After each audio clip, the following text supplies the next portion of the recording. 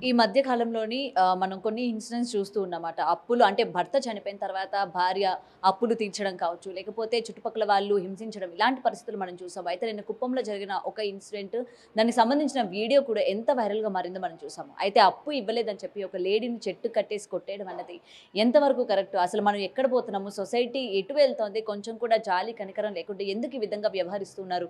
పక్కన ఆమెకు సంబంధించిన పిల్లలు గట్టి గట్టిగా ఏడుస్తూ మా అమ్మను కొట్టొద్దు అని చెప్తున్నా సరే, ఏ మాత్రం కూడా ఆపకుండా ఆమెని చెట్టుకి కట్టేసి మరీ ఎలా బిహేవ్ చేశారో మనం ఒక్కసారిగా ఆ వీడియోలు కూడా చూసాము. మరి దీని గురించి మాట్లాడుతున్న ఇవాళ మనతో పాటు సీనియర్ జర్నలిస్ట్ దుర్గా వడ్లంనేని గారు ఉన్నారు. నమస్తే మ్యామ్. రైట్, దానికి సంబంధించిన వీడియో ఇప్పటికీ వైరల్‌గా మారాయి. సో 86,000 కట్టలేదని చెప్పి లేడీని చెట్టుకు కట్టేసి కొట్టడం కావచ్చు. సో కట్టేసిన వాళ్ళు కూడా లేడీసే. పక్కన పిల్లలు ఏడుస్తున్నప్పటికీ కనీసం కనికరం లేకుండా ప్రవర్తించిన తీరుని మనం ఏ విధంగా చూడొచ్చంటారు? ముందు అసలు ఆ విధంగా చేయడాన్ని మనం తప్పుపడుతున్నామండి, ఖండిస్తున్నాం దాన్ని. పాపం ఆవిడ 86,000 ఆ భర్త అప్పు చేసి పారిపోయాడు. పారిపోతే ఆవిడ అప్పు తీరుస్తున్నారు. చిన్న చిన్న కూలి పనులు చేసుకుని ఆవిడ తీర్చాలండి. పిల్లాడిని పెంచుకోవాలి. సో వీళ్ళొచ్చి ఆ రకంగా కట్టేసి కొట్టడం అనేది చాలా అమానుషం. అంటే ఆడవాళ్ళు కూడా అందులో ఉన్నారు. మీరు చెప్పినట్టుగా 2, 3 ఆడవాళ్ళు, ఒకే ఒక మగాయన ఉన్నారు అక్కడ. కొడుతుంటే అది పోలీసులు ఈవెన్ స్థానికులు కూడా అడ్డుకున్నారు దాన్ని. అడ్డుకున్నా కూడా వాళ్ళు వినకపోతే పోలీసులకి చెప్పాక పోలీసులు వచ్చి వాళ్ళని అరెస్ట్ చేశారు. ఈ విషయం వైరల్ అయింది. వైరల్ అయితే వెంటనే వైసీపీ వాళ్ళు దీన్ని ఓ పెద్ద ఇష్యూ చేసేసి కుప్పంలో ఈ రకంగా జరిగింది, చంద్రబాబు నాయుడు ఏం చేస్తున్నారు, లోకేష్ ఏం చేస్తున్నారు అంటే చంద్రబాబు నాయుడు పరిపాలన చేస్తారా లేకపోతే ఇలాంటి పంచాయతీలు చేస్తారా చెప్పండి. అయినా ఇంట్లో జరిగే విషయానికి చంద్రబాబు నాయుడు గారిని ముడిపెట్టడం ఏంటండి?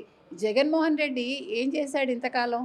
ఇప్పుడు జగన్మోహన్ రెడ్డి, భారతీరెడ్డి మహిళలను, అమరావతి మహిళలను అంటే వాళ్ళు క్షమాపణ చెప్పారా ఇంతవరకు? అమరావతి మహిళలు వేశ్యలు అని ఒక కృష్ణన్ రాజన్ ఒక అనలిస్ట్ అంటే ఇంతవరకు దానికి సమాధానం చెప్పలేదు. మాకు సంబంధం లేదు అన్నట్టుగా నిమ్మకు నీరెత్తినట్టు ఉన్నారు.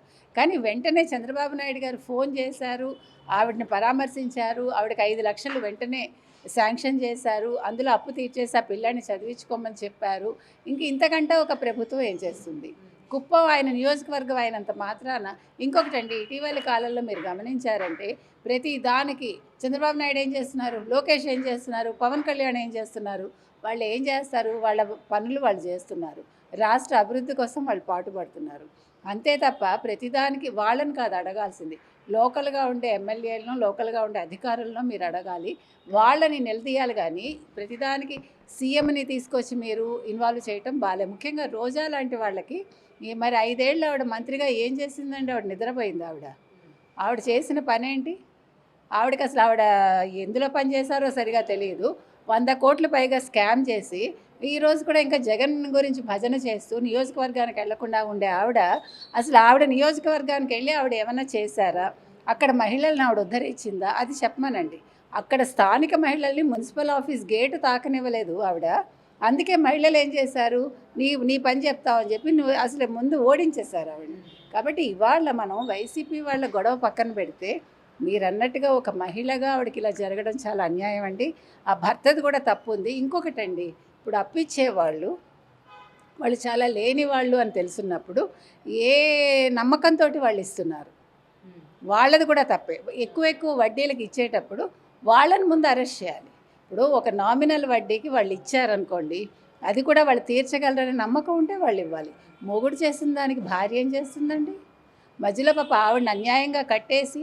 కానీ ఓకే, ఇది ఏమైందంటే కొట్టడం తప్పు, కానీ ఈ ఇష్యూ ప్రభుత్వానికి చేరటం వల్ల ఆవిడ సమస్యకి వెంటనే ఒక పరిష్కారం మాత్రం దొరికింది. ఆ రకంగా మనం సంతోషిద్దాం. ఇంకొకటి, ఇటీవలి కాలంలో మీరు అన్నట్టుగా మహిళలు కూడా చాలా అంటే ఆ స్మూత్నెస్ పోతుంది వాళ్ళలో, లాలిత్యం పోయి చాలా వాళ్ళు ఏదో కరడు కట్టిన ఒక నేరస్తుల్లాగా తయారైపోతున్నారు. ఎందుకని మనకు తెలియదు. కాబట్టి ఈ విషయంలో మనం మహిళల్ని మనం ఒకటే చెప్తున్నాం, సున్నితంగా మీరు ఉండే మనుషులు మీరు ఆ రకంగా మారకండి. సాటి మనిషిని లేకపోతే సాటి మహిళని హింసించకండి దయచేసి. ఒకవేళ సమస్య ఉంటే సమస్యను సామరస్యంగా పరిష్కరించుకోవాలి. వాళ్ళు వినకపోతే మీరు పోలీస్ స్టేషన్కి వెళ్ళండి. అంతేగాని చట్టాన్ని మీ చేతుల్లోకి తీసుకుని వాళ్ళని బలి చేసి భర్త చేసిన తప్పుకు ఆవిడ్ని కొట్టి ఇది ఎక్కడండి? ఆ పిల్లాడు పాపం మా అమ్మని కొట్టకండి, మా అమ్మ డబ్బులు ఇచ్చేస్తుందని చెప్తుంటే అంత చిన్న పిల్లాడి ఏడుపు కూడా వీళ్ళని కరిగించలేదంటే వీళ్ళు మనుషులండి. ఇలాంటి వాళ్ళకి మాత్రం శిక్ష పడాలండి. ఇప్పుడు 86,000 ఆవిడ కడతారా లేదా, వాళ్ళు తీసుకుంటారా లేదా తర్వాత విషయం. ఈ సమస్యకైతే ఒక పరిష్కారం దొరికింది. కానీ ఇలాంటివి పునరావృతం కాకుండా ఉండాలి అని మనం కోరుకుందాం. అండ్ ఇంకొకటి మేడం, భర్తలు కూడా తాగుడికి బానిసయ్యి పిల్లలు ఇద్దరం కాకపోతే ముగ్గురిని అనేసి ఒక భార్య మీద వదిలేసి రోడ్డు మీద అన్ని చేసిన అప్పులు కూడా తనే బాధ్యురాలుగా నించోబెట్టేస్తూ వెళ్ళిపోతున్నా. స్థానికులు కూడా అరే మేము భర్తకి ఇచ్చాం కదా, ఆ భార్యని మనం ఈ విధంగా హింసించడం కరెక్ట్ కాదు అని చెప్పి ఎవరు కూడా ఎందుకు ఆలోచించట్లేదు? మొత్తం కూడా ఆ మగవాడే వెళ్ళిపోతే ఇటు ఆడదానిపైన ఎందుకు ఈ ప్రభావం పడుతుంది? అదే ఈ భర్తలు కూడా వాళ్ళు ఖచ్చితంగా ఉండాలండి. తీసుకునేటప్పుడు ఇది నా కుటుంబానికి సంబంధం లేదు, నాదే సంబంధం అలా రాయించుకోవాలి వాళ్ళు కూడా.